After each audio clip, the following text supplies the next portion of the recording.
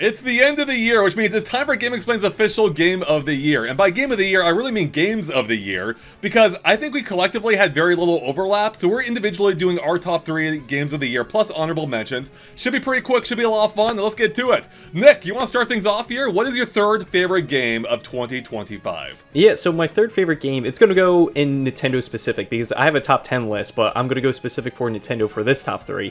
You sure don't want to do your general top 3? It's Nintendo only? Yeah, I'm sticking to Nintendo only because I really did love these games. Does that mean no Nintendo games broach your overall top 3? Is that what you're saying? There is one. Are you a Nintendo hater? What are you doing here, Nick? There's one, and I'm keeping that for last because that's my number 1. But my number 3 for this list, for my top 3 Nintendo games of 2025, we're starting off with Hyrule Warriors Age of Imprisonment. And I was so excited to play this game day 1. Because playing all the other ones on the original Switch, they did not run well at all. And I'm happy to report that playing this on Switch 2, oh my god, it runs like a beauty. Like, no frame drops. Playing split screen is a blast to do with friends. Like, this game was a dream come true because, again, it shows how powerful the Switch 2 is compared to the Switch 1. So I was so happy to see that. And then the second half of this, which they kept it a surprise the entire time when they were showing trailers and showing the game for the first time, but you actually get to play like an on-rails section, which is the closest thing we've had to Star Fox for like the past 10 years. So when that happened, you're playing as the I want to say in quotes, like the Link character of the game. He like transforms into like an R-Wing, and it's an on-rails section. I thought that would never happen in a Hyrule Warriors game or a Warriors game, because when you think of a Warriors game, you think of like destroying like 1,000 enemies at once on screen at one time. But at this part, it's just like, no, you're flying straight, you're shooting enemies. It becomes like a bullet hell at times. I'm like, oh my god, this blew my expectations out of the water. I didn't really have any expectations. Like, I like Warriors games, I'm on board with them now. But yeah, playing that, having it run so well on the Switch 2, I can't wait to go back and play it for like a second playthrough. Not to mention, they're still updating this game, which I thought they would be done, and they're free updates for that. But yeah, Hyrule Warriors Age of Imprisonment is going to be my third pick for this list. Wow, all right. Man, you almost sold me on the Star Fox sequence. Future people, though, like, apparently Aonuma is going to likely to base a new Zelda off some of the things they did in it, so. That's true. That may or may not be a news story soon enough if I decide to. Tom, what is your third favorite game of 2025? Okay, my third favorite game of the year that I'm keeping third only because of a caveat, where this game did come out last year, but it came out this year on Switch. And I think if you play a game for, about a year and you can just keep playing it, I think it's allowed to be in your top 3 of the year. Like, I could go back right now and continue playing it and be super happy. This game I loved playing with friends online, like just up to 2 players. It's got a huge amount of variety. And it's really simple, like an old Nintendo game with walruses. It is UFO 50. I don't know. I just love that game so much variety. Like, I could just keep playing it forever, which is probably why a lot of the first half of the year I only dabbled in some games. So it's just continuing to play UFO 50. So there you go. I really need to check that one out. More. I played it with you a bit, but I know that game has a lot of acclaim, and it's a really good bargain. 50 games in one. Really, you kind of cheated, Tom. You just kind of chose 50 games for your top 3. It'll be 52 overall. 50, wink, but that might be a spoiler. But anyway, it's a lot deeper than it looks on the surface too. It's not just a collection. Yeah, I need to try it out, because whenever I think of that name, like whenever you think about like 50 games in a collection, you don't think they're going to be good at all, right? Like, you think there might be one that might be playable, but this sounds like there's just so much to do. Like you said, you've been playing it for almost over a year now, so like there's definitely content there that I should be checking out. Yeah. Sounds like it. All right, my third favorite game of 2025 was a game that I only like 1/3 of, being Kirby Air Riders. I've always loved City Trial. I've always loved Kirby Air Ride because of City Trial, and as it turns out, I still love Kirby Air Riders because of City Trial. It's such a freaking fun mode. It may not have been everything I hoped it would be, but it also at the same time is a really polished version of the original game. It's online now. I like how even though there's only one arena, it changes. There's a Christmas theme, which is amazing. Even Mario Kart did a Christmas theme. The gameplay feels great. Like, even when you're flying completely out of control. You have almost no handle and everything. It still feels good somehow. I don't know what process is happening there, but it still feels good even though you don't understand what's even happening to you. And it's just so fun, so rewarding, game powered, flying to the Sky Islands. I just recently got close to getting to one of those super far Sky Islands. I didn't even know were a thing until like a week or two ago. This game is so full of secrets in this one freaking mode that I just had so much fun with it, and it's almost everything I wanted from a Kirby Air Ride sequel. Now, with that said, I'm not a huge fan of the Air Ride and Top Ride modes still. I do think they feel better than before. They just don't interest me that much. I'd rather go play, some other racing games probably if I want to focus on the racing. But it's never been about the racing for me in Kirby Air Riders. It's always been about City Trial, and they almost completely nailed it here. Plus, even for the elements that I don't like, it's all very polished. It has a cute, charming art style and presentation. Even the story mode, which I'm iffy on, like, you have to admire the presentation, like the cutscenes they added, fully voiced, pre-rendered. It's basically like a Kirby movie thrown in there. And yeah, as a package, which is a really impressive product that Sakurai put out there. So Kirby Air Riders is my number 3, and I can't wait to play more, because City Trial is one of those modes. It's like, oh, one more. Like 3 hours later, you're still, it's like 1 a.m. and you're still like just getting knocked around constantly. It's just a fun time. So, and Andre, go ahead, Tom. So it deserved the 2 directs for like 2 hours. More so than Mario Kart, at least. But it justified them, so. Yeah, I don't even know how Mario Kart would be able to handle 2 directs, let alone I barely handle 1, so if it had 2 directs, I would be like, oh my god, this is just wasting my time. Yeah, exactly. Alright, well, let's move on to our second favorite games of the year. Number 2 for us. Nick, take it off, or take it away. Just to let everyone notice, we did not plan this at all. My number 2 is Andre's number 3. It is Kirby Air Riders. And I'm not joking at all. Like, I put this one at my number 2. This is for my top 3 Nintendo games of 2025. But like everything Andre said, I actually warmed up to the Air Riders, because I remember when we did a review, I had this game I liked, and then eventually over time, I think I'm at like a lot. I had a feeling that's going to happen. I could tell you were on an upward trajectory. And I was, and that's the thing. I played a lot more time. I spent more time with Air Riders.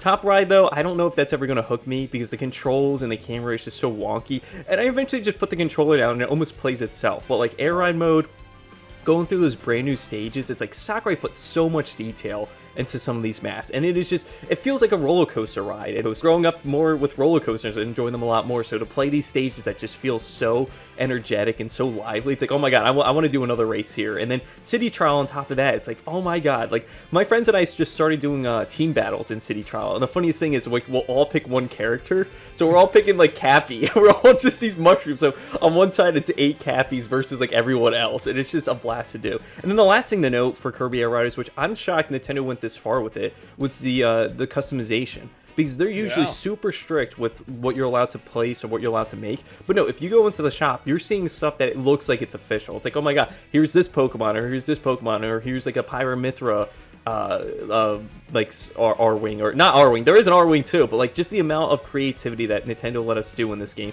it just gives me a little bit of hope that they're going to be a little bit more flexible going forward. But then again, this game's made by Sakurai, so I think Sakurai is able to say, hey Nintendo, let the players do whatever they want in this game. And then on top of that, like, I'm happy that Sakurai even confirmed that there's no future paid DLC for this game. Like, once this game's done, he has a few more updates, it's out the window, he's moving on to his next project. Because again, I guess my number 1 game, which I'll tease here, I won't go into it, but that game got DLC a little bit too early. But yeah, that's all I have to say about for Kirby Air Riders right now. It's sticking at my number 2.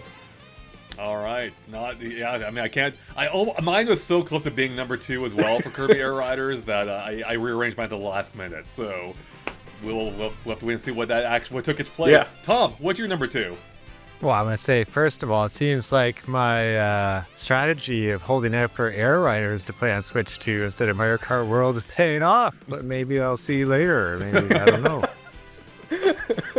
Maybe. Yeah, I'm one of the 8% of the Switch 2 owners in the world without Mario Kart World. But anyway, for my number 2, I chose one that kind of stood out to me from different indie games that I played in the year. And I thought it was really unique. It was like WarioWare with purpose. I chose for my number 2, Consume Me. It's a story about, and there's a big warning about this, it's sort of like a young woman who wants to lose weight, being in high school and stuff, or just after, and like trying to get a boyfriend or like trying to go to the beach, look cool with your friends. And you have to actually manage like the amount of calories you take in each day while like doing chores, like laundry, doing exercise. But they've managed to make like the most video game feel in all of these. Like the games themselves are like handled really well, and top that off with like a story where like every day you're trying to meet these certain goals and like have weekly goals. I thought it was like an amazing package for what is almost like a autobiographical game. Like really impressed by the care of it, but also it was made for about 10 years, so that kind of explains part of it. So wait, Tom, when you say it's like WarioWare, like are you playing micro games in between all this, like management? Yeah, like let's say one is for education. You're like reading a book and it'll be spinning around and you're trying to like click to keep reading the book instead of it losing out of focus.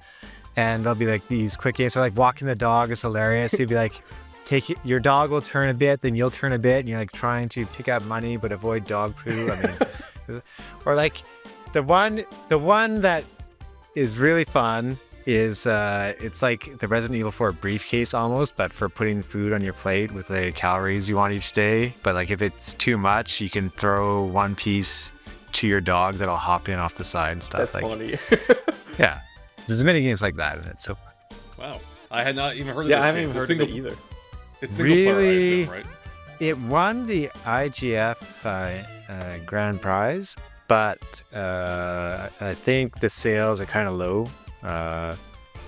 But anyway, just really neat 2D art style, full of energy, maybe a bit deeper subject matter than what might be wide appealing, but I liked it a lot. All right, well, that's great.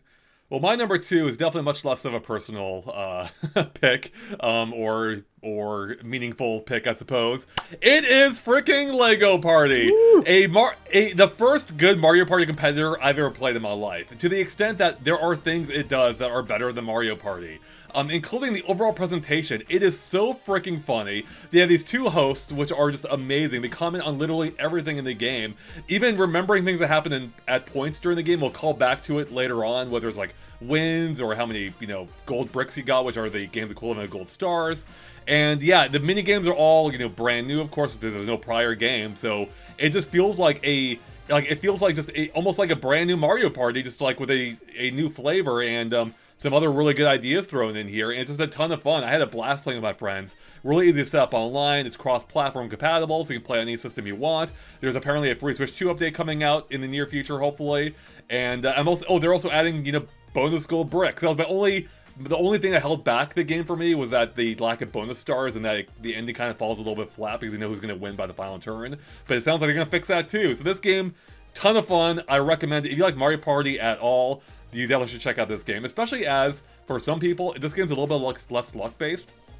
Might be, you could say maybe it's a little bit more skill. I don't know if I want to say it's more skill-based, but it is more, it does feel like things get turned on their head maybe a little less often than Mario Party, which for some that may be a bonus, maybe not, but it does feel a little bit different in the end, even though the overall gameplay is similar. But yeah, that's why I loved it. It's a really good Mario Party competitor and had a ton of fun with it throughout the year, so or since it released. So yeah, that's my number 2. Yeah, Andre, I was going to say, when we did the stream of it, I had a blast with it, and that was the first time I played it. I'm like, oh my god, like, this is a confident, like, competitor to Mario Party, and we haven't seen many of those, at least in a very long time. I feel like maybe in the GameCube to, like, PS3 era, like, maybe there was some, like, knockoff ones, maybe, like, a Nickelodeon one, but, like, this, like, holds up to Mario Party. And I'm guessing, like, your number 1, Andre, if it's not Lego Party, is it Mario Party Jamboree Nintendo Switch 2 edition? Spoiler alert, it is not Mario Party Jamboree. Jamboree TV or whatever that annoying title is. I have had a lot of fun with that, but that update as well. But that whole update's such a mess. Like the way they designed it and everything, and how different modes are locked to different parts of the game. It's just complicated. I can't really give it a Game of the Year just out of principle for that alone. But it's still a fun update. But between the two, Lego Party is definitely the more polished, I think, game or at least the more refreshing game, I would say, of the two this year. So yeah. And it's great to hear they're coming out with more updates and the Switch 2 versions. Like, I'm definitely going to jump back on it. Yeah, I wish Nintendo would do the same for Mario Party. So, All right, let's move on. I guess things just clicked for Lego Party. Ah, yes, they did. All right, time for our overall game of the year, except we also need to give our honorable mentions. So as we go through each person giving their game of the year, they'll go over their quick honorable mentions, the ones that didn't quite make the top 3, but they want to give a shout out to. And yeah, here we go. Nick, what is your overall game of the year? But before that, honorable mentions. Yeah, so I'll go through a few honorable mentions. Monster Hunter Wilds. I'm not a Monster Hunter fan, but I finally got clicked with it with this one this year. That's not a Lego game, though. How can it click for you? The wrong click. Honorable mention, Expedition 33. Again, I'm not into JRPGs, but this game just rocked. Marvel Cosmic Invasion. I love beat 'em ups, and you can put any IP in a good beat 'em up, and this game just rules. Like, I'm not a Marvel fan, but again, like, this game just, it works. A few other ones like Doom the Dark Ages, Mario and Sonic Racing. I said Mario and Sonic Racing. That game never came out, but like Sonic Racing Cross Worlds and Mario Kart World, and then a few other games on that list. Those are my honorable mentions. But I'll go into my number one pick, and I kind of teased it earlier because I did mention the DLC hiccup with it. But my number one pick for Game of the Year this year, and not just my Nintendo list, but my overall pick, is going to be Donkey Kong Bonanza. I adore this game. I can't wait to play a second playthrough of this game. This game just brought me to tears in some sections of it, which I did not expect it to do. Like, I did not get overwhelmed or bogged down by the mechanic of the game. Like, it just stayed fresh for me the entire way through. And that's the thing, like, I got so far into this game, I was like, okay, I'm almost close to the end, and there's still more layers to go. I'm like, oh my god, I thought I was halfway done, and there's still so much more to do and so much more to see. Like, this game is just, it's an excellent game. I know you guys had a good time. Andre, I know it wasn't your top Donkey Kong. I did not have a good time. Yeah. But yeah, I again, like, going from Mario Odyssey to this, if we're going to get a game like this every like 8 or 10 years, I'm okay with it, because this game, they knocked it out of the park. And I can't wait to play another run of this, because I'm smiling just talking about it. I had so much fun with it. But yeah, Donkey Kong Bonanza is my number one game of 2025. Yeah, I can't say I'm too surprised by that. I will say it probably had my favorite ending of 2025. Yeah. Like, that final hour is amazing. And if I didn't have to go through 11 other hours, it might have been my game of the year. But unfortunately, I did. But that's awesome that you had a good time with it. And especially since who knows how long it might be until the next game from that studio, right? So yeah, that's why I'm like, maybe another 8 or 10 years, which, I mean, that's a lifetime in video games. It can't be. Like, yeah, there's no way we go 8 more years without a Mario, right? Or even 5. So I feel like they must have 2 teams working there. But in any case, yeah, DK Bonanza, I will say it's unique, and I can definitely see why it resonated with a lot of people. So, but Nick, like, all the digging and stuff, that didn't like ever bug you? It's just like digging, and like the weird other animal powers and stuff. And that's the thing. Yeah, I thought I would get bored of it at one point, but no, like, it just stayed so fresh. And that's the thing. Like, I was shocked to see the other power-ups later in the game, because again, when they showed off the game or teased it, we only saw like the first 3, which was the zebra, the ostrich, and like the big Donkey Kong one, and then eventually you get the 2 other ones. I'm like, oh my god, like, even though one of the later ones I don't really care for, the final one, I'm like, oh my god, this is right up my alley. Like, this helps, I guess, alleviate that repetition of going through and destroying just dirt, sand over and over again, which the last power-up, like I said, does a really good job. And like you said, Andre, the finale is just, it's unbelievable. I did not think they were gonna go there, and it just, I didn't know how they were gonna end the game, and they eventually go there, and I'm like, this is just, this. Yeah, that's why I blew out of my mind, and I'm like, okay, I'm crying. I have a tear in my eye. This game, unbelievable. Yeah, no, I mean, it got to me too. I mean, it largely is member berries, but I can't deny that I love that final ending sequence. Like, it was amazing. I'm like, I'm just happy they finally went there. We're trying to avoid spoilers. I think everyone knows at this point. And you know what we're talking about if you have played the game. But yeah, just fantastically done. In particular, the element in which you're escalating quickly, I love that part. Yeah. Especially once the music kicks in, I'm like, oh my god, this is fantastic. I love that. And now I'm, excited to see if they do more based on the general ideas they introduced at the end of the game. So, yeah, we'll have to wait and see. Tom, what is your overall game of the year, preceded by your honorable mentions?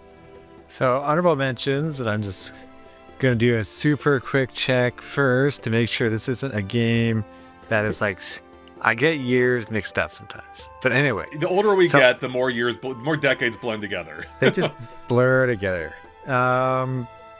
Okay, it looks like it kind of came out a long time ago, but it had a huge major update this year. It's so for like kudos to these games that I really enjoyed, but not in the top 3. Star of Providence. Oh. It's kind of like almost like a Zelda 1 style game, but with the spaceship. Kind of like a classic pixel art style. I've just going around room to room, almost like Binding of Isaac in a way. Really addictive, really fun to put down. It explains why Donkey from Big Mode Publishing chose it. He chose Animal well before.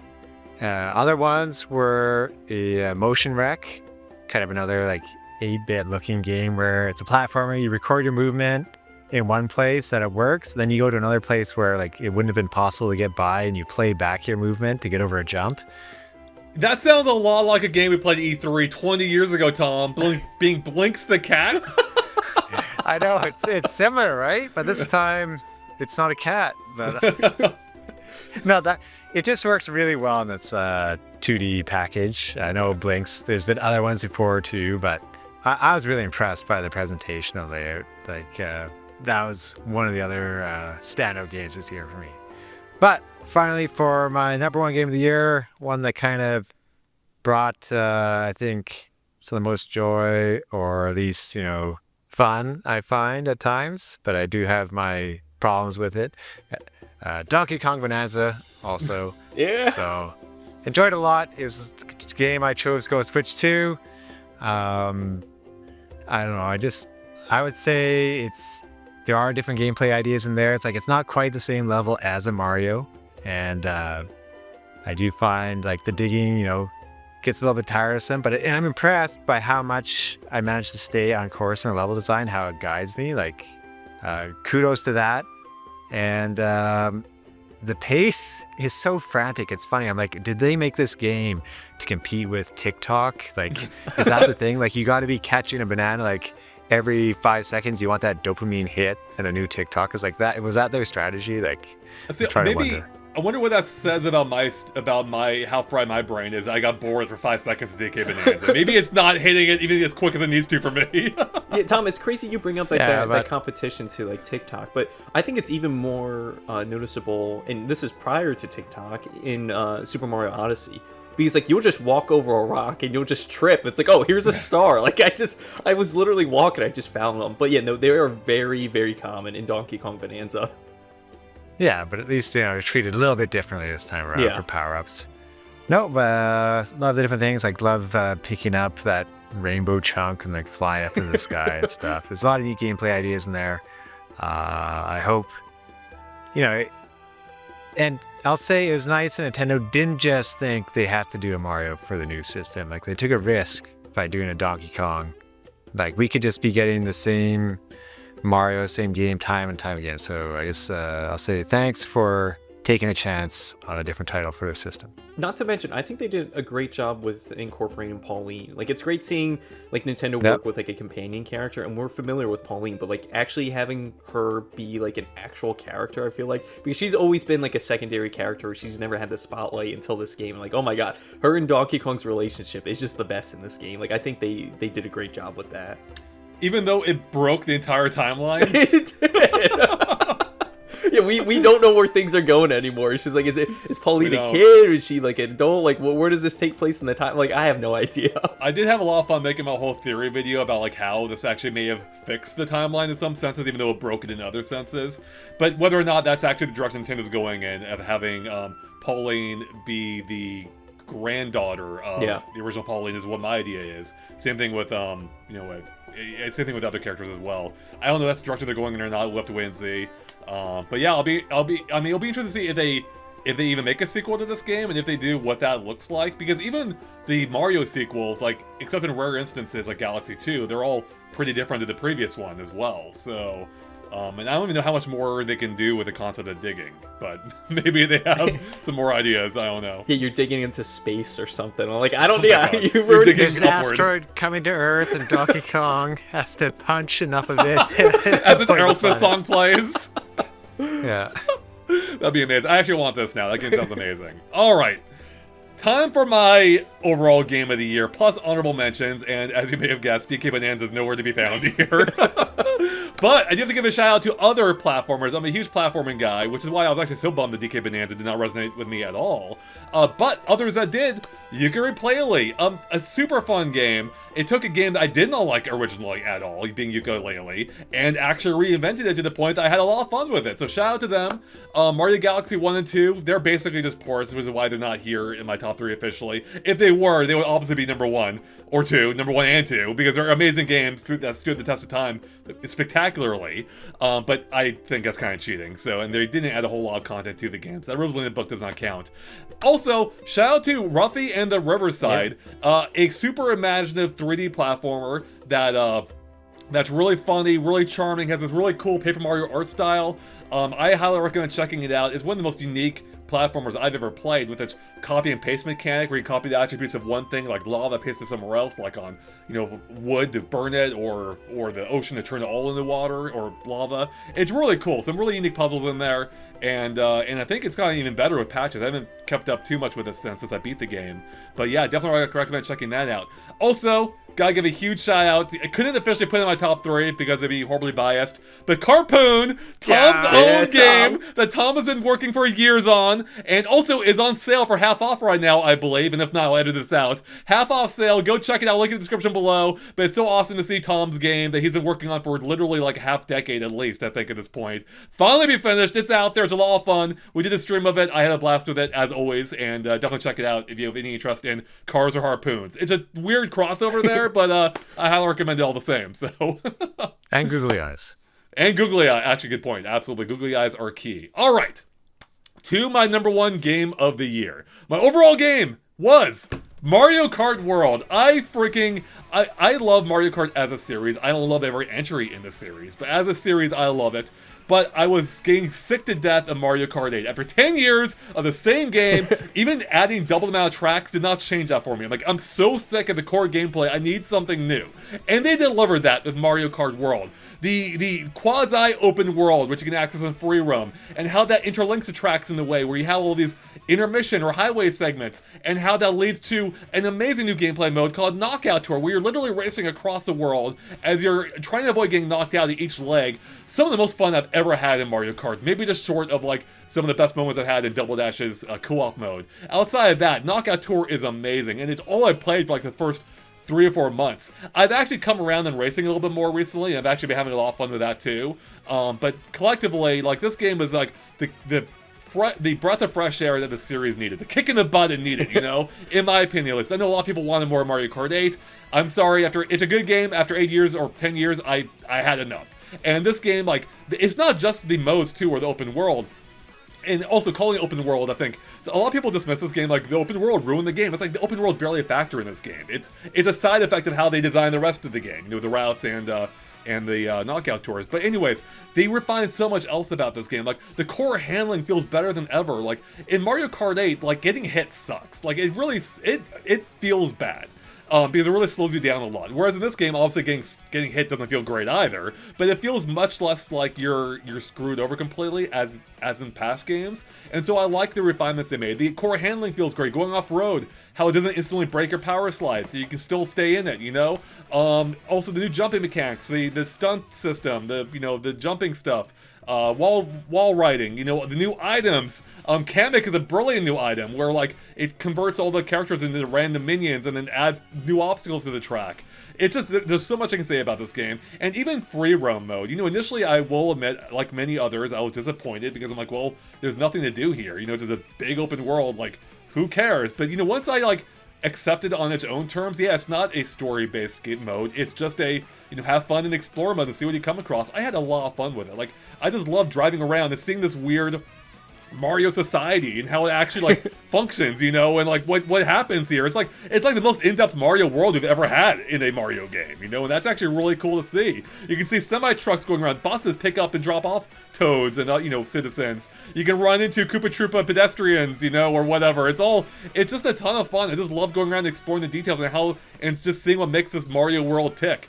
And yeah, taken all together, it's like, it's some of the most fun I've ever had with a Mario Kart game. The only downside to me, really, or one of the only points that I would consider would be a negative is the battle mode didn't get elevated nearly as much. In fact, I think the battle mode is worse than Mario Kart 8 Deluxe is. Maybe not the original Mario Kart 8, but definitely Deluxe is.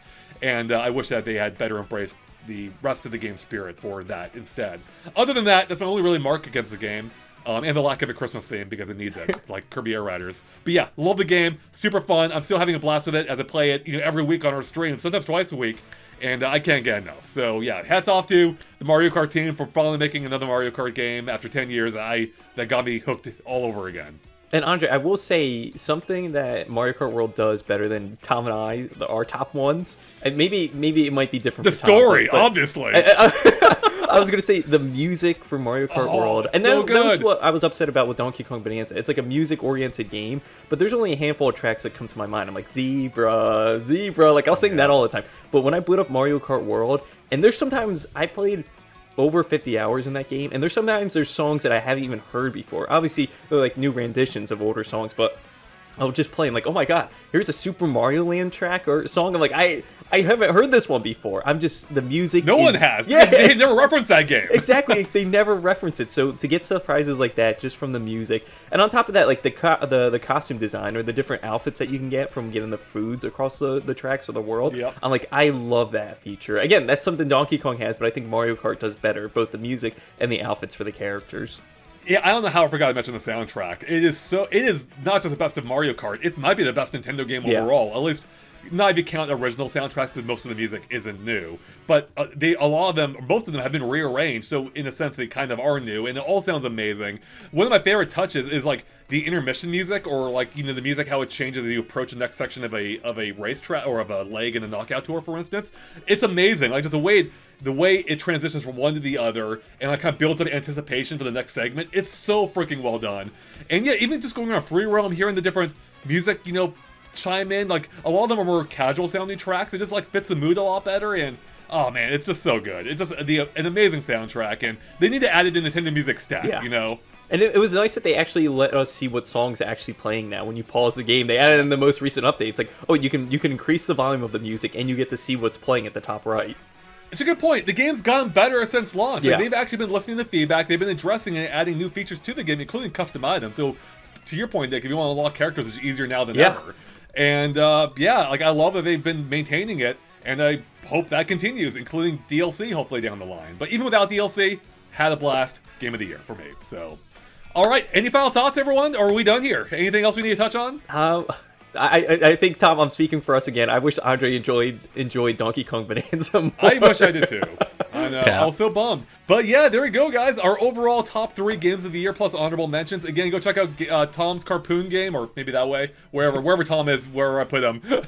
I'll link to that in the description below for the half-off deal up through some date in the near future, so better hurry and get it if you want it. Beyond that, we'll be discussing what our thoughts were on 2025 in general very soon, along with our hopes, predictions, and expectations for 2026 as well. Should be a lot of fun. Thanks for watching, everyone. Thanks for hanging out with us, and we'll catch you later as we discuss the year in review for 2025. Bye, everyone.